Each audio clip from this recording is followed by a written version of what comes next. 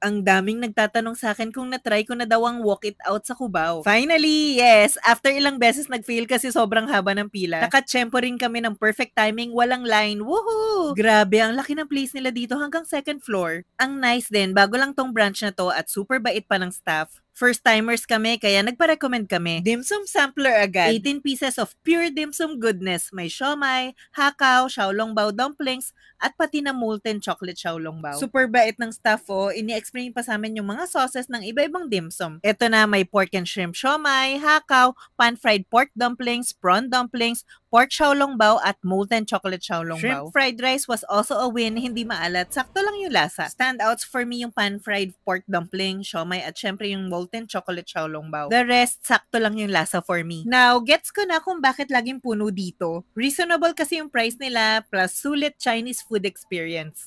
Definitely, ang ganda pa ng service nila. If gusto niyo mag-try dito, I suggest as early as 11 a.m. kayo pumunta para mas mabilis makakuha ng seat, yes, even on a weekend. Walang nga lang rock salt cheese, pero masarap tong chocolate xiaolongbao nila. Napa-take out pa kami ng mga rice toppings for our kids para matry din nila. Ayun, sarap daw. Na-try niyo na rin ba ang walk it out? Ano yung masasuggest niyong itry namin next?